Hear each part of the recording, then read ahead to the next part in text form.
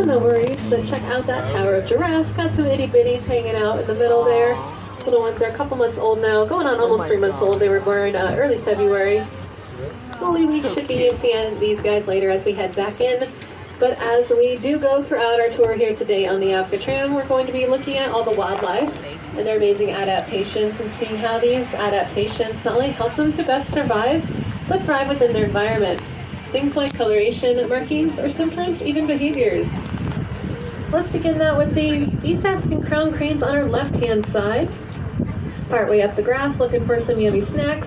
They get their name from that little plumage of feathers on their head. It kind of looks like a crown, which is a way to blend them into their environment. The tall marshy grasses of East Africa. Tops of their head are blending in nicely from any hungry eyes that may be lurking around. Just like the color on the greater flamingos on our right-hand side, that's going to act as camouflage for them as well, to blend them into the salt marshes and flats, as well as reflect sunlight to keep them cool in the hot sun, as light colors will always reflect heat. Just like wearing a light colored t-shirt on a hot day.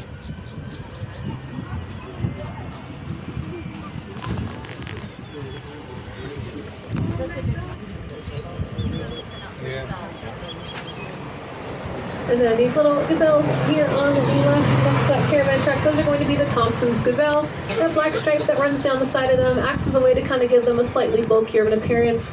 The kind of two-toned reddish ones are the Kenya Impala. There is a herd of Kenya Impala here in the habitat. For some reason, though, these two just like to hang out with the Thompsons, doing their own thing. Well, let's go do our thing out here in the rest of the savannas by heading through one of the two front doors of the San Diego Zoo Wildlife Alliance here at the Safari Park. And the other front door is going to be the San Diego Zoo, which is downtown in Balboa Park. And here we opened our doors in 1972 to the public. So we are turning the big 5-0 in a couple weeks here. And we originally started as a breeding facility for the San Diego Zoo. And are situated on an expansive 1,800 acres here in the beautiful San Pasqual Valley here in San Diego County. About half of those acres are what you're seeing in park around you right now, 900 or so. But then the other half are just outside of the park surrounding us, dedicated to protecting the native habitats of the coastal state scrub. And looking back on the right-hand side of the vehicle, we got the Nikita Khan Rhino Rescue Center. A couple southern white rhinos on the far right of the habitat. Doing a great job blending in with all those boulders. We see they do a great rock impression. This is going to be one of the main conservation focuses and projects here at the Safari Park, to study the reproductive sciences of the southern white rhino, which will of course help out them, but as well as their close cousin, the northern white rhino. And for this reason being, because only 2 northern white rhinos remain in the entire world. That's right, only 2. Both female as well, so what that means for their species of the northern white rhino, as they are too old to reproduce, they have become functionally extinct as a species. But don't worry, still hope for the northern white rhinos. What they're working here to do at the park is create embryos of them one day from DNA that's been stored in the frozen zoo. We have DNA from 12 different northern white rhinos, even things like skin cells that they can turn into embryos, which sounds a little crazy, kind of like Jurassic Park, it totally is.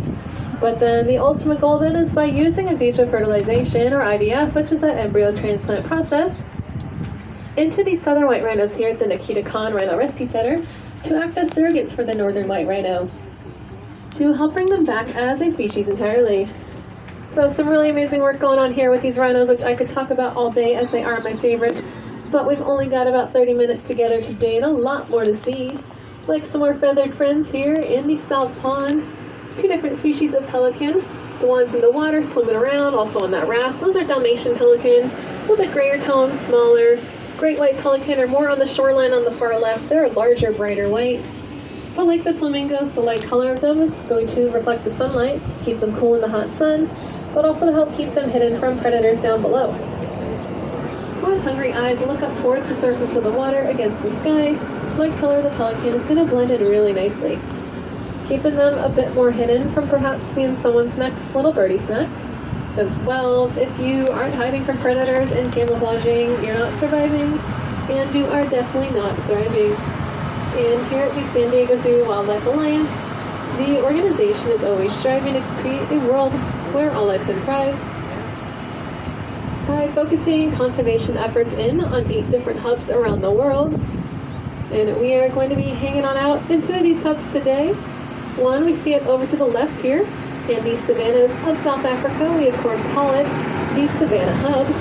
But also we are living in one right now, which we call the Southwest Hub, which we can see on the hillsides surrounding us here at the Safari Park and that coastal sage scrub, which we'll talk a little bit more about that Southwest Hub in just a little bit. But for now, let's get on into the savannas up ahead and check them out.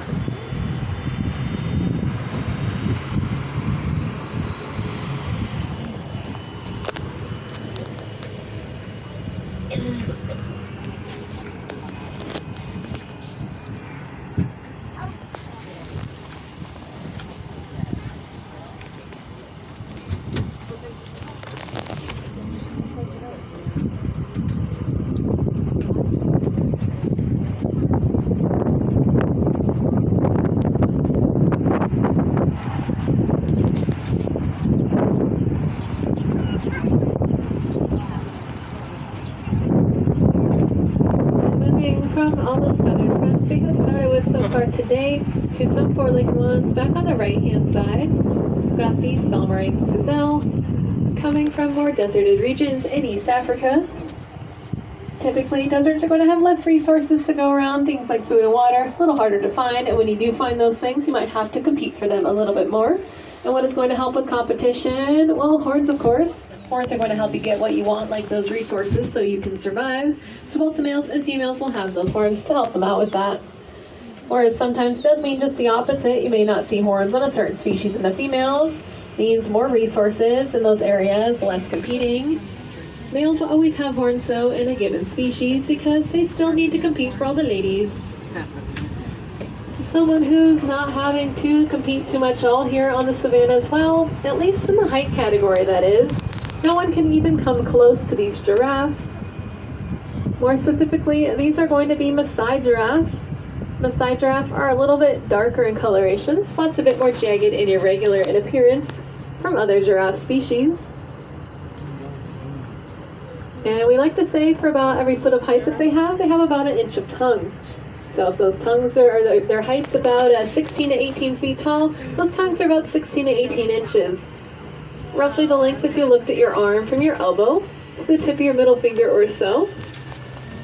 And the tongue that they have, it is prehensile, which just means to grasp.